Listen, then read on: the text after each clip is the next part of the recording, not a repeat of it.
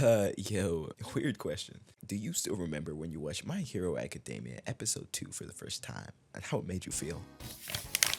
This episode, filled with tear-jerking moments and heroic antics, came out almost a decade ago, and yet it still roams in my noggin rent-free. The visuals, the music, the storytelling, the characters, and the feelings elicited were all absolutely exquisite eats to 12-year-old me. But at the time, it also posed an interesting question to said 12-year-old shitty than me. In this world filled with superheroes who swing their massive slongs of quirks around, I often found myself asking, what the fuck does it even mean to be a fucking hero? I feel like this episode of MHA began to help me for my answer. I don't know why, but the feelings I experienced in this single episode of anime are almost second to none till this day. I don't even fuck with My Hero like that. There's this scene in the episode where Deku, our titular e-boy MC, is at a crossroads on what to do. Whether or not to save our other titular e-boy Dudaraga and Tsundere from this slime ball cube every creature, or just stand there and ruminate on his absolute lack of bag. Deku is stood there terrifyingly pondering whether or not he should jump into action or get his ass whooped or simply sit by. Overall, a sticky situation. But suddenly, his legs move, his body follows, and the gears in his head start to turn. Maybe it's out of pure drive, pure will, or maybe just plain fucking stupidity, or perhaps the inspiration from the heroes he loves and holds so dear that he chooses to run. Despite his obvious disadvantaged disposition, despite his frame, and despite his fear, he runs. And for some reason I couldn't explain as a shitty than 10-year-old. Whenever I watched this scene, it made my body tingle, spike and shivers from the goosebumps like no other anime, making my heart do a little cha-cha slide. And I'm willing to bet it did to yours too. And I think I know why. Even the most fraudulent and down in the gutter of us get that sense of inspiration when we see heroes in their bag, when they're saving people, when they're putting their lives on the line for the game and giving hope to those in need. And it was while watching this one scene with All Might and young Midoriya for the prediction of this video that I think it clicked for me. This scene has our aforementioned titular e-boy MC Deku on his walk home, ruminating over the fact that he has absolutely no bag. And but seriously, this motherfucker that I said, yes, I should get back to giving up on my dreams. And coming in just in time to catch our boy in his feels comes All Might. Deku his whole life has faced immense pressure and discrimination for being, for lack of a better word, a quirkless bum. But rather than seeing him as said bum, All Might sees past that. All Might sees him as someone who has the makings of a hero, a true hero. And so, just like your bro would to you in a time of need, All Might imparts words that mean the world to our boy. Young man, you too can become a hero.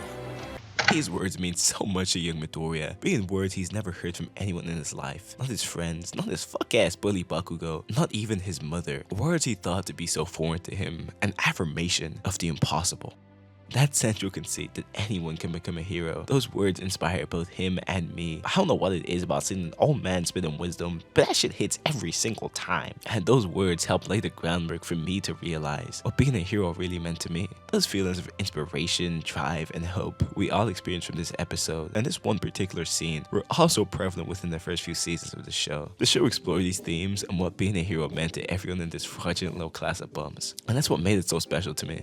Moments like in season 3, episode 11, where All Might beats the brakes off of that motherfucker all for one, by showing the public what it means to be a hero. And other scenes like All Might versus Nomu, I feel like scenes like those exemplified what MHA was. A show about showing what it means and what it takes to be a hero. But sadly, eventually, like almost all good things, it felt like it kinda lost the plot. The pacing fell off a bit of a cliff, and overall it kinda just felt to get sidetracked. Just almost had me in tears since my peak wasn't hitting the same. My peak had dropped the ball. My goat was washed. The themes I used to love and hold so dear weren't present anymore. And while in my sorrow I ruminated on this feeling of disappointment for years to come, I'd hope to find a show about heroes and what it means to be one that also make my heart do a little cha-cha slide. And much like always, it was while my unemployed bum ass was sat there scrolling YouTube shorts that did I find what I was looking for. To be a hero.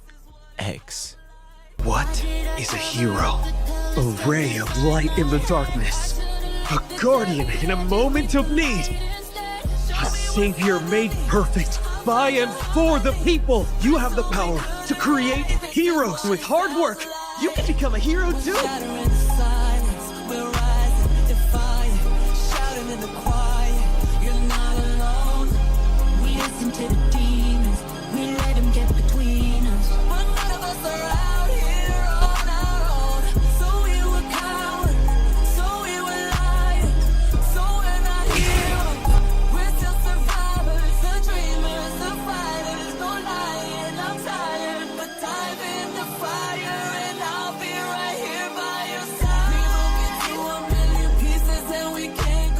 To Be Hero X is exactly what my I need a hero ass mindset needed. I'ma give it a buck with y'all, gang. When I first saw this shit on my feed, I was like, what is this Chinese propaganda they're often trying to slide on my feed? Much like a lot of others, when they see some popular shit, my ass was ready to hate, ready to push agenda I didn't even believe and die on that hill. But when I turned on episode 1 of this show, my tone switched up hella fast. Episode 1 of the show opens up with our new titular e-boy MC, Ling Ling, probably getting his ass fired from his job.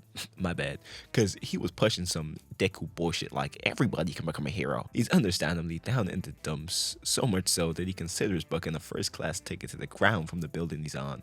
And as our boy contemplates the worth of his life, he's interrupted by the very hero he was forced to glaze up and down. Nice. Nice descends down to Ling Ling's level and promptly snatches that first class ticket off our boy and takes a hike. Again, our boy is understandably taken aback since a whole motherfucker's existence just left this world right in front of his eyes. But he has no time to ruminate the course of events that just occurred, since Nice's managers need a new hero to show the media. It's about time I mentioned the crux of the show.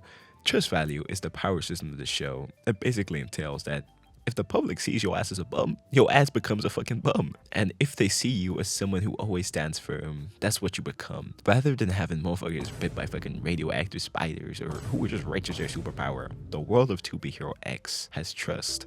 The more trust value an individual has, the more powerful they are as a hero. But that also comes with some not so good side effects of having the chains of the people placed upon you. The public practically controls your life. Your powers are defined by how they view you. And if your ass gets cancelled, you might as well pack your fucking bags, cause shit ain't gonna be sweet no more. I freaking love this power system. It serves as a catalyst for all the wacky hijinks and manic episodes that go on later on. It's the reason why the perfect hero Nice jumps off a building, and it's the reason why our boy Ling Ling can become Nice. Since the media doesn't know about Nice's untimely demise, when his managers dress Ling Ling up like him and make the public believe him to be nice, his trust value transfers over. And so, as the episode follows Ling Ling's escapades of trying to be nice with the sauce, we eventually reach the climax of episode 1, where Ling Ling's bum-ass boss reappears with a doggy water new fit to boot and starts rocking his shit. Ling Ling, after using all the tricks in his fraudulent cookbook, can't do anything to this polytoad looking ass motherfucker, getting his ass sufficiently whooped in the process. And so, as he delves into despair, questioning his self-worth, abilities, and just how mediocre he may really be, remembering those who chastised him, those who shut him down, and just dragged him through the fucking mud, until he remembers the words of the one he loves telling him to dream big and believe in himself. Because trust from the public alone isn't enough to be a hero. It takes trust within oneself to truly be a hero. And with his newfound belief in himself, he rocks that polytoad looking ass motherfucker shit. This scene where my boy Ling Ling fights for the one he loves reminded me that there is no set definition of what a hero is. A hero is defined from person to person. Each different motherfucker has their own definition. Whether it's someone who fights for love or revenge, anyone can be a hero. Stuff like this reminds me of moments like All Might vs. Nomu from season 1 of MHA, a scene where All Might has been pushed to his absolute limit fighting the nefarious villains of the league, and Nomu, a creature who was created solely for fighting off the monumental threat that is All Might. And when all hope seems lost, All Might, with no options in his bag, decides to show these new-gen villains what it means to be a symbol of peace. Going toe-to-toe with a being who can absorb 90% of the force he throws at it, he decides to do the only logical thing and go beyond 100%, proceeding to style the fuck out on this motherfucker and beat their asses while teaching them the true meaning of going beyond plus ultra. Because to him, a hero is one who, no matter what, will always find a way for justice to be served. 2B Hero X is filled to the brim with stories like these. It's something I've neglected to mention thus far, but this anime has a multitude of different MCs and tales to boot, each story following what it means and what it takes to be a hero for each one of these charming little and different individuals, while all being interconnected. One second you could be following the oh so charming tales of Ling Ling, and then the next you're left to sink in the depression that is Lil Johnny's story, or witnessing the Pochi-like Chronicles of Ghostblade, or if the director's feeling extra saucy that week, you get to experience the absolute horror spectacle, or a display, no, or a masterclass that is anytime Hero X is on screen. Like, why the fuck is he so clean? He's so tough! Whether it's heroes who have gone corrupt, heroes who have fallen from grace because of the public's gaze, or just watching an all-out fucking hero brawl, the show never fails to deliver. And all these stories are backed up by that killer soundtrack and animation. Like, just look at some of this shit. I originally wasn't gonna include a whole ass section about animation, but episode 23 just recently aired as of writing the script, and that shit moved me. The animation in this show goes fucking balls to the walls crazy. It's ridiculous, switching from 3D to 2D in a fluent and spectacular dance of eye masturbation. I didn't know how they got down in fucking China before this anime, but oh my god, did those motherfuckers know how to get down when it comes to animation. The show mixes and mashes the 3D and 2D elements along with different art styles to make one delicious hodgepodge hop out of uniqueness. When I say I have never seen anything like this in my years of watching anime, I mean it. Like, look at some of this shit. Who else is moving like this in the industry? The motherfuckers over Studio Land. I also use animation as a tool for storytelling. My favorite example being the one that inspired this section. The story of Hero X and the little old capital D dog, Ahu. In the scene where we follow the mightiest creature in all the lands, a good little boy has ended up in a predicament where his ass is on the run and cornered. With no one left to turn to, he turns to what seems to be a random bum on the street. This bum proceeds to put on a spectacle of animation that I and our boy can only describe as magic. As we watch the look behind Ahu's eyes light up, his demeanor towards the bound of reality starts to shift. As we watch what can only be described as magic on the screen, we the audience can't help but be amazed. The absolute spectacle and creativity of animation here is mind-boggling. Ahu's reaction perfectly captures how I was feeling in this scene. The real was just shit I had never seen before. This scene, and by extension this show as a whole, damn near feels like a testament to animation itself. The uniqueness and the creativity that's constantly put on display brought me back to my first time witnessing all the cool shit possible with animation. It brought me back to my first time watching Naruto, my first time seeing a Ghibli movie, or just some gorgeous animation cuts. And honestly, I just find it really cool and inspirational. And while animation is cool as fuck, whenever I think of this show, I'm reminded of that killer power system. I beg forgiveness my glazing once again, but this power system really is something here. Whether it's being used positively or being manipulated by nefarious schemers, it never stops being interesting. Every different story manages to find a new way to use the system that's intriguing or just downright fucking hype. The system effectively shits out interesting scenarios and characters, whether it's heroes who are driven by love, heroes driven by dreams, passion, prejudice, or just revenge. It never fails to keep you entertained and on the edge of your seat due to its amazing storytelling. Like, I'm serious, these motherfuckers can write. I'm an animation caveman living glutton. I see good animation and I go, oh, 10 out of 10 show. But what really gets my gears turning is when an author is clean with the pen. And this motherfucker right here must somehow be blessed by the pen of William D. Shakespeare himself, cause he don't miss. I'm telling you right now, dog, if you don't fuck with one of the themes of one story, the other one's probably got your ass in spades. Each story deals into different themes with almost Shakespeare levels of perfection, with season-long plots that loop back to the first episode, the moments that give me the same goosebumps as My Hero Academia, while exploring that core of what it means to be a hero. My favorite of which probably being the one that inspired this very video, the story of the wannabe electric hero, Izuku. This little tale follows our boy Cheng, a wannabe hero, a job-having loser, and a no-backbone-having goober, who just so happens to pretend to be his favorite hero Izuku for kids for the love of the game. Much like many others in this video, recent events have put him in a bit of a predicament where he's chasing down a moving vehicle, trying to rescue a kidnapped kid who goes to the shows where he pretends to play hero. Needless to say, a sticky situation. After some more wacky hijinks, a car crash or two later, Chen is running injured with kid in hand, only to get popped in the head and diabolically 2v1'd. And as he is battered and bruised, hit and thrown around, and given one wombo combo after another, he's reminded of those times of darkness, where no one believed in him as zero trust value individual. A time where his figure of Izuku was the only thing to keep him company, where his only beacon of hope in those dark times were the words and image of the hero Izuku. And with the words of Izuku's current speech in the background, despite being a zero trust value loser, an insecure little bitch boy, despite being a wannabe hero who has no trust to his name, just like young Midoriya, he fights. Oh fuck it, I ain't gonna lie, I'm a shonen loving fiend. Show me a flashback or two, and I promise your ass, I'ma be moving like a motherfucker who just came out the fucking Chainsaw Man movie. All teary-eyed and shit. And for a moment like this, which is oh so common in shonen, It's sadly true. Seeing our boy stand again and again, only to get his ass beaten like a kid in a minority household, is what rises the stakes for me. It's what gives me those goosebumps. But it's when, in his bout of shame, he sets ablaze the heart of a young man. He saves and inspires him and me to trust this new Iso. And as the sparks of hope and trust and inspiration he lit within the boy's heart transfer over to him and me. Much like the words of Almighty Deku, it serves as an affirmation of the impossible. Cause after all, a hero is the electricity that powers the people, and in turn the people empower the hero. And so with this newfound surge of trust, Yang Chen makes quick work of those Team Rocket-ass hooligans and solidifies himself as a spark of hope and dawner of the masked Iso. And while he might later go on to paint himself a wannabe Batman, while going down a slippery path to boot, that's a topic for another video.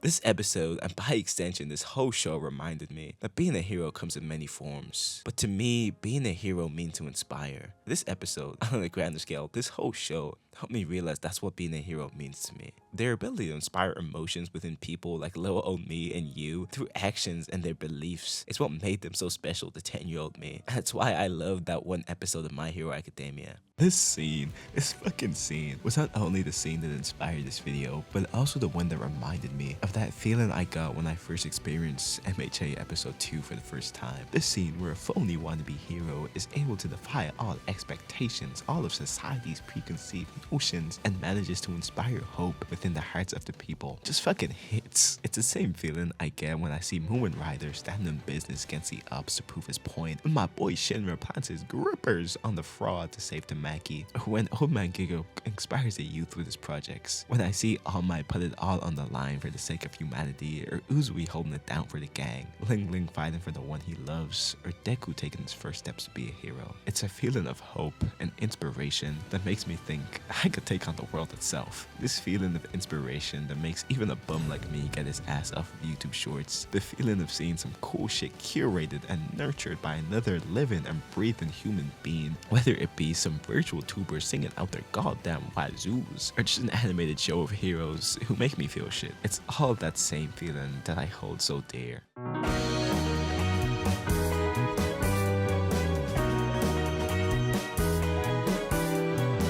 I'ma be so for real. There are times in my life where my eyes fail to see the light at the end of the tunnel. Times where it feels like the hard times is all there is. I often find myself running into setback after setback. I get a small success, and then a setback of even larger proportion always seems to be lurking around the corner, ready to gobble me up. It's like the fabric of reality itself is out to get me. Like I'm its up or something, like fuck I do. It often feels hard, so fucking hard, to take those first few steps. I just get my ass off of YouTube shorts if I be for real. I often doubt my own abilities to do what I love and run towards my dreams, and find myself paralyzed and unable to do anything. I mean, fuck, I was out procrastinating on doing the script. If I'm to be honest, terrible at seeing the good in the bad. It often feels like I'm trapped in a cage of my own doing, locked away from my goals and unable to break free and move. I'm left just wanting to give up on Wally and my sorrow. But in those times of self-pity, whether it be to anime or fucking YouTube shorts, a spark of inspiration always manages to find me. And I end up thinking to myself,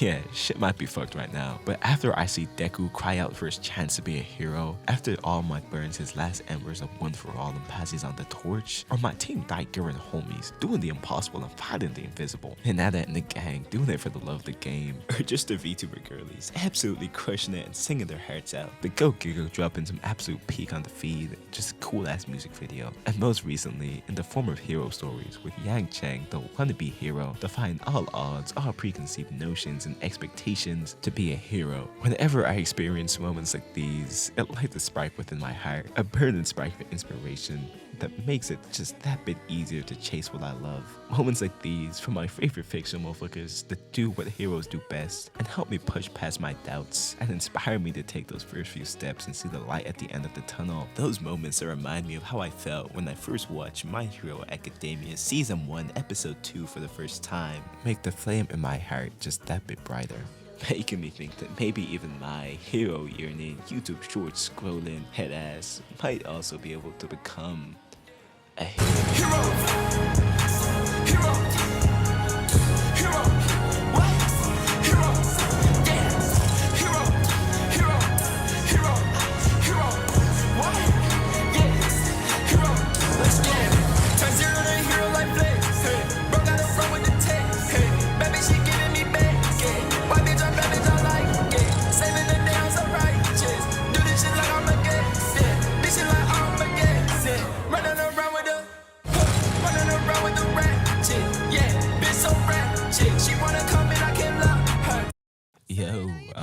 welcome to my humble abode, dear traveler. Take a seat. I hope you enjoyed the meal that I presented today. It took a while, honestly. I've had this one planned since 2025, late summer, probably late summer, yeah. Ever since Superhero X Episode 5 dropped, I've had this one planned, and I've been a lazy fucking chud, yeah. I really wanted to get this one out by New Year's, actually, and then first week of it was honestly Christmas at first, but pushed to New Year's, then pushed back to first week of January, and then finally came out now.